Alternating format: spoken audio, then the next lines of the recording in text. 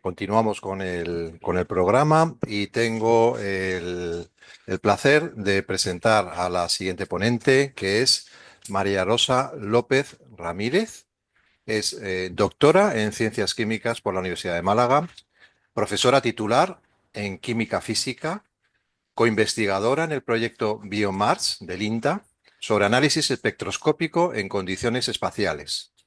Coordina el proyecto Como tú y colabora en divulgación astronómica con la Sociedad Malagueña de Astronomía. Pues es un honor tenerte con nosotros, María Rosa, y te doy paso. Bueno, muchas gracias por la presentación. ¿Se me oye bien? Si se me oye bien, pues sigo. Perfecto, Rosa. Perfecto, ¿no? Vale, pues sigo. Bueno, muchas gracias por esta agradable presentación y yo lo primero quiero dar la enhorabuena al Comité de Organización Local, la Agrupación Astronómica de Madrid, porque la verdad es que está saliendo todo increíble, son unas charlas interesantísimas, estoy aprendiendo un montón y la verdad que es una alegría, una pena no poder estar allí con todos vosotros y pone el cronómetro para no pasarme, que sé que la cosa, voy a ir más rapidita de lo normal. Pues, pues bueno, yo encantada de estar aquí. Enhorabuena a todos por este gran trabajo y lo que yo voy a explicar en este ratillo que, que estoy aquí con vosotros es qué es lo que estamos haciendo en la Sociedad Malagueña de Astronomía para detectar los espectros de meteoros. Es un trabajo que hemos empezado hace poco. Bueno, de hecho, la espectroscopía de emisión no tiene que ver con mi especialidad, ¿no? Espectroscopista molecular, pero es un tema tan apasionante que cuando empezamos con el tema de la red de detección de bolido de meteoros, era como que venía solo, ¿no? Meterle ahí a la cámara, pues una red de difracción ya era como algo que había que hacer, ¿no? Y hemos empezado, ¿no? Hemos empezado en esta aventura y ahora os voy a comentar más cosillas. Bueno, a modo de introducción, pues como ya os podéis imaginar, ¿no? En nuestro planeta, pues entra cantidad de materia extraterrestre, ¿no? Pero la mayoría de ella, ¿no? Como podéis ver en esta gráfica cualitativa, es materia muy pequeñita, que ni siquiera produce el fenómeno del meteoro, el fenómeno luminoso del meteoro, sino, sin embargo, a partir de 1 o 2 milímetros, pues ya tenemos este fenómeno que es el que nosotros detectamos utilizando esta técnica espectroscópica que veremos. Otros eventos, o digamos, materia pues mucho más masiva, ¿no? Que luego se transforma, ¿no? Pasa por nuestra atmósfera, es capaz de recuperarse en tierra, los meteoritos pues ya son menos numerosos y eventos con mucho más masa, mucho menos, ¿no? El origen es interesante también, ¿no? Conocer el origen de estas partículas que llegan a nuestro planeta, ¿no? Origen puede ser, pues, por ejemplo, como la lluvia de estrellas, ¿no? Ya sabéis, pues estas partículas que son restos, ¿no? de cometas que pasan en las proximidades de nuestro planeta y, bueno, nuestra trayectoria se cruza con este tubo meteorítico y podemos ver esa maravillosa lluvia de estrellas. Bien, también estas partículas pueden proceder de choque, ¿no? cataclísmico, que luego van viajando al universo y llegan hasta nosotros, ¿no? De hecho, hemos recuperado meteoritos pues, de Marte, de la Luna. También puede tener otros orígenes, ¿no? Como menos conocidos, como la fragmentación por fuerzas de marea. Son también teorías muy interesantes. Y la relevancia científica, pues, es muy importante, ¿no? De hecho, el estudio, ¿no? de los meteoritos, de las micropartículas, micrometeoritos, nos da idea, ¿no? de cómo está formado el sistema solar en sus diferentes etapas, cómo se han ido formando esos cuerpos menores, los planetas, cómo es la distribución, ¿no? del material, ¿no?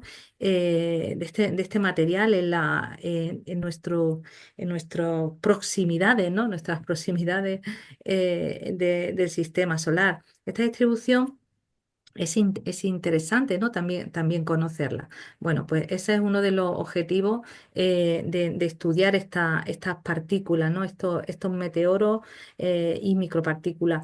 El tamaño con el que llegan a impactar en nuestra atmósfera es muy diferente, ¿no? Tenemos desde, ya digo, desde pequeñísimas partículas, hasta han caído pues meteoritos, ¿no? De referencia, ¿no? Que conocemos de cientos de kilogramos, ¿no? Afortunadamente estos eventos son muy poco comunes, ¿no? Y, y bueno, otros incluso se han visto de día, como es el meteorito de Chelyabinsk, este super bólido, ¿no? Atravesó esta zona de Rusia, se fragmentó en el aire, generó kilogramos de meteorito. Algunos de ellos pues se han podido recuperar y, y bueno, se han estudiado, ¿no? De hecho, he tenido oportunidad de estudiar un trocillo, ¿no? De este Chelyabinsk. Los tamaños, pues ya veis que son muy variados y su análisis en sí mismo es muy interesante. Bien, los meteoritos, los hallazgos, este tipo de hallazgos son muy raros, ¿no? Pero claro, esto nos da muchísima información científica, pero también el hecho de que esas micropartículas que cruzan la atmósfera y se deshacen, se desintegran, y no llegan a nuestro planeta, no podemos recogerla y estudiarla, también esos meteoros tienen una información muy interesante. Y una de las maneras de conocer más acerca de su origen es estudiándolos en ese fenómeno tan rápido que es el fenómeno del meteoro. Eso es lo que vamos a hacer. Eh, una vez que estas partículas atraviesan nuestra atmósfera y generan esta luminosidad, el meteoro, el material superficial de esta roca empieza a sublimarse y existe ahí una emisión de los átomos que conforman ese material, y nosotros vamos a recogerlo. Vamos a poder recogerlo en forma de este tipo de espectros de emisión. Hay muchos tipos de espectroscopía, dependiendo en primer lugar, del tipo de muestra que estemos analizando y del procedimiento de detección. En nuestro caso, este material incandescente, que está constituido por estos átomos, ¿no? Que elevan su temperatura y cuando vuelven a su estado fundamental emiten esa energía sobrante en forma de estas líneas de emisión. Nosotros podemos utilizarlo pues para conocer un poco más acerca de la composición de estos cuerpos. Los átomos que conforman estas piezas pues pueden ser muy variados y cada uno de ellos pues tiene una serie de líneas, ¿no? O grupos de líneas que los caracterizan. Por eso se dice que estos espectros de emisión corresponden a una huella dactilar. De manera que este tipo de elementos nosotros lo podemos relacionar con una muestra que esté o bien cercana o bien muy lejana, ¿no? Porque siempre vamos a tener esta misma huella dactilar y características de cada elemento. En cuanto a los antecedentes del registro de espectro de meteoro, empezó a finales del siglo XX, ¿no? Uno de los primeros espectros registrados en placa fotográfica se hizo en el observatorio de Harvard, y luego ya se empezaron a organizar algunos grupos de investigación un poco más serios hasta que, bueno, en los años 60 pues ya se habían registrado y analizado unos 400 espectros de meteoro por diferentes grupos de diferentes países, rusos, pues en Canadá, etcétera, etcétera. Tenemos algunos autores de referencia como Sheplesha, Halliday, Millman, Russell, Boroviska. En España, pues también pues tenemos a Trigo Rodríguez, a Maviedo. Son investigadores que han trabajado en este tema y han dedicado pues gran parte de su tiempo a análisis de meteoros. Cuando encontramos un espectro desconocido, pues una de las cosas más importantes es, en primer lugar, pues hacer una buena calibración, ¿no? Como ya se ha comentado en tantas charlas y la verdad tan interesante y en la que he aprendido un montón, pero también es necesario tener una buena base de datos. Las bases de datos son, pues digamos, una parte del software pues bastante importante, ¿no? Y que se basan en muchos estudios que se han hecho anteriormente, como por ejemplo esta recopilación de las tablas de Moore que corresponden a Charlotte Moore, y que precisamente han recogido las líneas de emisión más importantes de muchísimos elementos, ¿no? En base a trabajos de muchísimos investigadores, entre ellos un investigador español que quizá no tiene la fama que le corresponde, como es Miguel Antonio Catalán, que fue precisamente el que descubrió los multipletes, este conjunto de líneas que se encuentran en una serie, en una zona particular, una zona particular, muy pegadas entre sí, se necesita cierta resolución para poder resolverla y que corresponde a electrones en que se posiciona en niveles de energía muy próximos entre sí. Estos multipletes, ¿no? El descubrimiento de los multipletes, ¿no? Que se hizo por primera vez, ¿no? por Catalán en el manganeso, en el átomo del manganeso, precisamente en esa época donde aún no se conocía ni siquiera el modelo atómico tal y como lo conocemos hoy día y no se tenía un modelo atómico estable que explicara precisamente estas características espectroscópicas, em, sus investigaciones contribuyeron a apoyar pues, los primeros modelos atómicos, como por ejemplo el modelo de Born-Sommerfeld, que seguramente os sonará, ¿no? Que se estudia en la teoría de la naturaleza atómica. Pues precisamente fueron sus descubrimientos se tuvieron en gran consideración a la hora de formular pues, este tipo de modelos atómicos. Fueron muy, muy importantes. Bueno, eh, todos estos pasos, que ya me iba yo muy rapidita, todos estos pasos, ¿no? que se han ido dando, ¿no? en cuanto a la investigación de las diferentes líneas de elementos de la tabla periódica han contribuido al diseño de bases de datos muy especializadas que ahora mismo forman parte de software pues, muy interesantes, ¿no? y que, bueno, que muchos de vosotros pues seguro que conocéis mucho mejor que yo. Eh, estos software, pues ya veis que detrás no es algo así como tú pones el nombre y pim, pim, pim, pim, ya te sale todo el día. Esto detrás pues hay un trabajo enorme que ha llevado pues décadas. Eh, con respecto a la red de las cuales vamos a hablar, ¿no? Pues la red de detección de la UMA SMA, pues bueno, tiene una serie de estaciones activas en España, tanto en las Islas Baleares también, en las Islas Canarias, algunas estaciones que se están ya firmando los convenios y se están poniendo en marcha, hay algunas colaboraciones con estaciones profesionales del grupo BOTES, del Instituto de Astrofísica de Andalucía, que están lideradas por Alberto Castro Tirado, que tienen ya pues unos equipos un poquito más profesionales que los nuestros, como ya veréis, son muy, muy sencillos. Em, tenemos nuestro equipo, nuestra cámara es muy sencilla, digo, un dispositivo con una lente ojo de pez acoplado a una cámara de detección, una CEMOS, y entre medio se encuentra con un adaptador a la red de difracción, que es el del tipo que se ha hablado. Antes Alfonso pues, le ha contado las posibilidades y de hecho esta es otra más de las posibilidades de este dispositivo, el Star Analyzer 200 líneas, que nos viene muy bien en el caso del registro de los espectros de meteoros, puesto que si tiene intensificado el primer orden espectral y esto para nosotros pues es fundamental. ¿Por qué? Rosa, 5 minutos. 5 minutos. ¡Ah! El registro de los espectros de meteoro, como veis, tiene una serie de inconvenientes. Primero que el espectro tiene que caber dentro del campo de visión. Y esto depende del conjunto, ¿no? De tanto de la lente como de la CCD, ¿vale? La resolución en sí misma, pues bueno, es importante, ¿no? Como se ha comentado anteriormente, pero sobre todo el hecho de que las líneas estén colocadas de una manera adecuada y para eso, pues hay que, como comentaba Alfonso, hay que luchar un poco con la orientación, ¿vale? Hay que luchar con la orientación de la red de difracción con respecto al eje de la cámara y así, pues podemos obtener espectros con más resolución. Otra cosa interesante, nosotros pues hemos calibrado este sistema con una serie de líneas de gases, de sustancias puras, que nos ha permitido tener espectros de referencia para la calibración. Los frutos que hemos recogido hasta ahora, como aquí veis, el fruto, Alicia Lozano ha realizado un TFG maravilloso dedicado a la espectroscopía de meteoros. Se han registrado múltiples meteoros y además lo hemos podido clasificar atendiendo a diferentes tipos, ¿no? Se han seleccionado los espectros de meteoros diferentes, ¿no? Como esporádicos, correspondientes a lluvia y tal. Algunas publicaciones son capaces de clasificar estos espectros de meteoro atendiendo a la composición de las líneas principales. Así se recogen en algunas publicaciones como esta de Milman, que es antigua pero muy útil. Y así pues tenemos meteoros de tipo Y, X, Z, atendiendo a las líneas principales.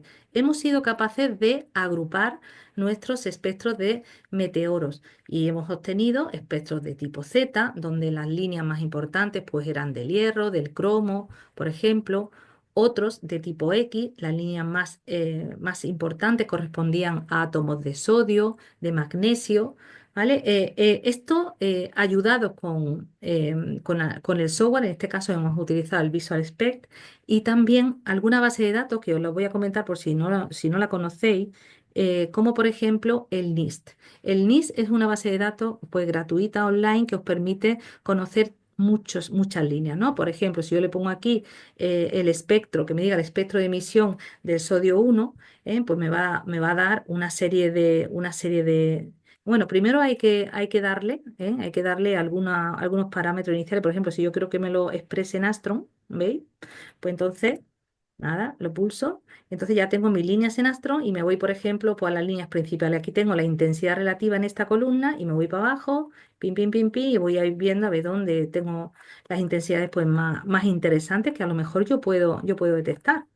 ¿Vale? Entonces, por ejemplo, yo sé que al final de cerca de 6.000 astros tengo cosas interesantes. Y como veis, pues aquí voy a tener, que no me sale ahora porque no la encuentro, porque ya voy muy rápida, pero, pero bueno, por aquí tengo yo una serie de líneas, que si me voy a mi presentación, pues corresponde por las proximidades. Aquí no puedo, yo no he sido capaz de resolver aquí ningún tipo de doblete de sodio, pero que estas son las líneas que corresponderían pues a este tipo de ionización, ¿vale? Entonces, digamos que hemos podido agrupar este tipo de espectro de meteoro, que la verdad que es muy interesante, porque además, dependiendo del grupo, pues también tenemos meteoros pues, que van más rápidos, más lentos, la velocidad de entrada, pues también es un parámetro muy interesante, ¿no? Además, pues de la órbita que se puede calcular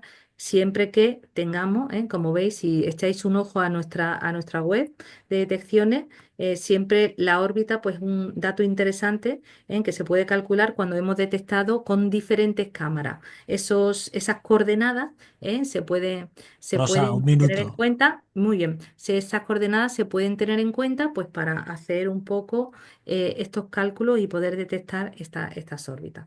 Así que como veis, uno de los inconvenientes que tiene este tipo de espectroscopía, voy a aumentar la pantalla, es el hecho de que necesitamos tener una orientación muy bien ajustada del Star Analyzer con respecto a la cámara para que las líneas espectrales pues, estén en la posición correcta, no estén de forma oblicua, montadas unas con otras. Por ahora eso no hemos podido resolverlo, pero una de las cosas que sí que vamos a hacer es obtener, ¿eh? Colocar otra cámara en la misma posición, pero con una orientación diferente, para tener más posibilidades de obtener espectros efectivos que nosotros podamos registrar. Bueno, en esta página, que ya es la última, y con la cual os agradezco vuestra atención, pues aquí podéis tener algunos datos, pues míos, de Alberto Castellón sobre todo, que es el que se encarga de coordinar la red, y algunos de los TFG que se han defendido utilizando los datos de la red, y el equipo que trabaja y colabora con todo lo que es el hardware, el equipamiento, el software y el procesamiento de datos, que ahí estamos metidos pues muchos miembros de la Sociedad Malagueña de Astronomía. Y con esto pues termino, espero que haya gustado, y si tenéis alguna pregunta y sobre todo si tenéis alguna sugerencia pues para tratar de mejorar este diseño pues tan sencillo, pues os lo agradezco. Así que muchas gracias y nada más, esto es todo. Muchas gracias, Rosa. Muchas gracias. Mientras preparamos la siguiente presentación, tenemos tiempo para una o dos preguntas como máximo. ¿La sala quiere hacer alguna pregunta? Gracias. Gracias, Rosa. Una pregunta, cuando podéis sacar información, ya que tenéis vídeos, y un espectro dinámico, ¿podéis sacar, o habéis sacado información de cómo, de distintas líneas, de distintos, o sea, si el espectro es dinámico en el vídeo, o normalmente lo que tenéis es algo estático con un espectro, con unas características, unas líneas, o va cambiando con el tiempo? Sí, lo que pasa es que, por ejemplo, si observa este que he puesto yo antes, uno de los que tenemos aquí, el fenómeno es tan rápido que, bueno, sí que a veces sí que dura un poco más, ¿no? Y podemos tener una secuencia desde que empezamos a detectar el meteoro hasta el final. A lo mejor son algunos fotogramas en los cuales sí que podríamos comparar, pero son fotogramas que a lo mejor son, pues no sé, en milisegundos, ¿no? A veces no llegan ni a un segundo de duración, lo que es desde el inicio de la observación del espectro hasta el final. Entonces ahí quizá pues también se puede sacar otro tipo de datos, ¿no? Desde el inicio de la emisión hasta que se desintegra totalmente el meteoro y terminamos. A veces hemos registrado meteoros en los que se ha producido un fraccionamiento. Eso, tenemos por ahí algunos de estos raros que son interesantes para analizar, porque una vez que se fraccionan, también pues se abren y dentro puede haber otro tipo de composición, las líneas cambian. Eso también es algo muy interesante que estamos en ello. No sé si te he respondido o no.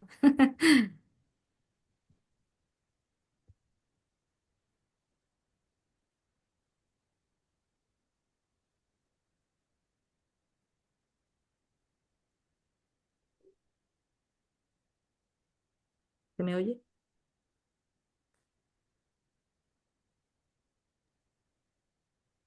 Hablando y no. ¿No qué? ¿No se oye? ¿Ahí? No sé si le he respondido, que estaba preguntando No, si le he perdona, respondido Rosa, bien. es que te están preguntando en la sala, pero no se está Ah, escuchando. perdón, perdón.